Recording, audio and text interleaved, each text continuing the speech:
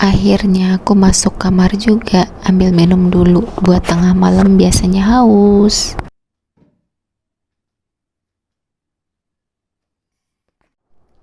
Halo, jadi ini tuh udah waktunya aku istirahat.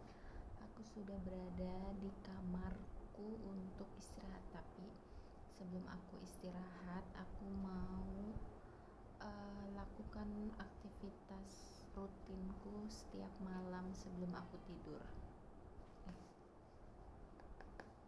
Dan juga ini. Jadi ini tuh karena kulit aku itu pecah-pecah, kulit aku itu kering, kulit kaki dan juga belang. Jadi makanya setiap malam itu aku rutinkan pakai lotionku.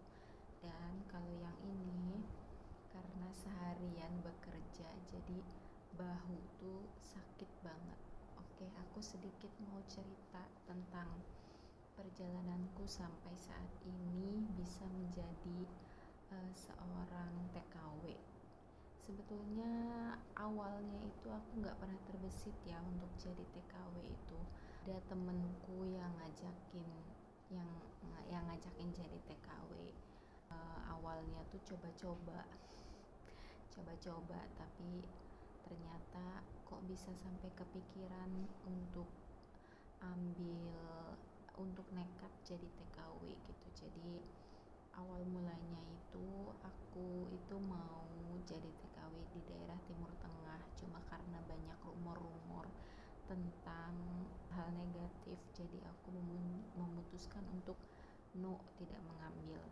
Terus kemudian aku coba-coba cari PT dan masuk ke PT untuk pemberangkatan Taiwan. Tapi ternyata setelah sampai PT, pemberangkatan untuk Taiwan itu ternyata nggak cepet ya Bes, nggak cepet dan nggak mudah. Jadi akhirnya aku memutuskan untuk mengundurkan diri.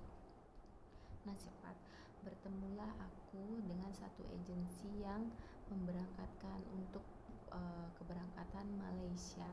Kebetulan dalam waktu 1 bulan aku udah bisa langsung terbang gitu. Jadi syarat untuk menjadi TKW itu sebetulnya nggak ribet ya Bes, simpel. Yang penting kita punya dokumen untuk pembuatan paspornya nanti, gitu aja sih. Nah, jadi dengan hati nekat dan jiwa yang nekat, jadi aku memutuskan untuk jadi TKW dengan meninggalkan 2 orang anak yang masih kecil-kecil Bes. Jadi anak yang pertama aku itu umur 2 tahun 9 bulan dan yang bungsu itu 1 tahun. Aku berpikirnya nggak apa-apa lah, mumpung masih kecil gitu kan, nanti pas ketika aku pulang belum gede-gede banget gitu makanya. Nah, jadi sampai di negeri orang itu memang naluri ibu itu nggak bisa dibohongin ya Bes. Jadi setiap malam itu memang nangis gitu, nangis aja kangen sama anak. Tapi ternyata rindu dengan anak itu, kita apalagi selama 8 bulan pertama itu aku nggak pegang HP Bes. Jadi rasanya tuh campur aduk, pikiran hati itu udah campur aduk banget gitu.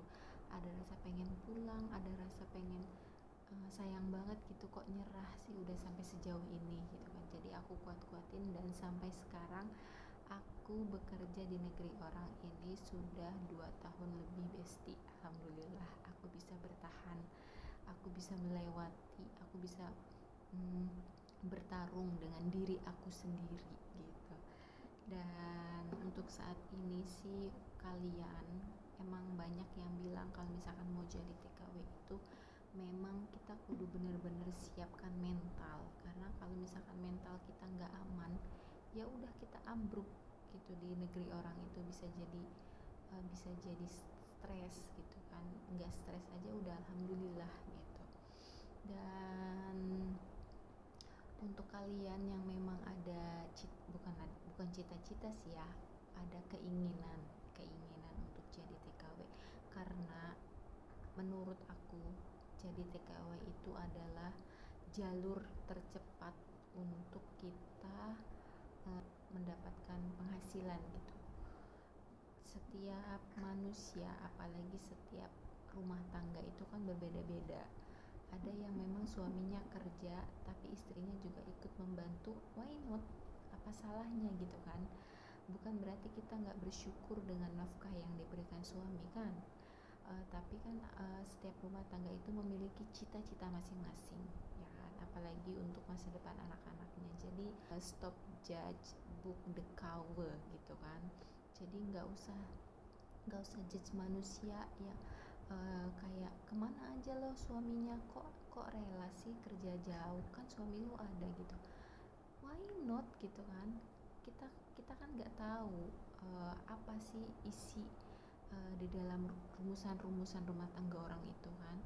Jadi untuk kalian yang mau jadi TKW, siapkan dulu mentalnya, siapkan dulu hatinya supaya betul-betul mantap, karena sayang banget kalau misalkan nanti udah nyemplung di negeri orang terus kitanya malah gagal, malah kitanya nggak bisa bertarung sama diri kita sendiri, malah kitanya kabur terus mengundurkan diri atau apa. Yang rugi siapa? Yang rugi semua, kita rugi, anak-anak kita juga rugi kan gitu. Jadi persiapkan mental dan gak usah dengerin apa kata orang, biarin aja, karena menurut aku tidak ada kerjaan yang hina apapun itu profesinya, karena sebagai pekerja kita sama-sama kerja di bawah tekanan orang kan. Oke, salam pejuang devisa, salam satu tujuan. Aku mau istirahat dulu Bes, nanti aku sambung lagi cerita yang lainnya, cerita dari mulai bagaimana sih pekerjaannya, dari jam berapa aja pekerjaannya, nanti aku sambung di video berikutnya ya. Aku mau olesi 2 benda ini dulu di badanku. Bye bye.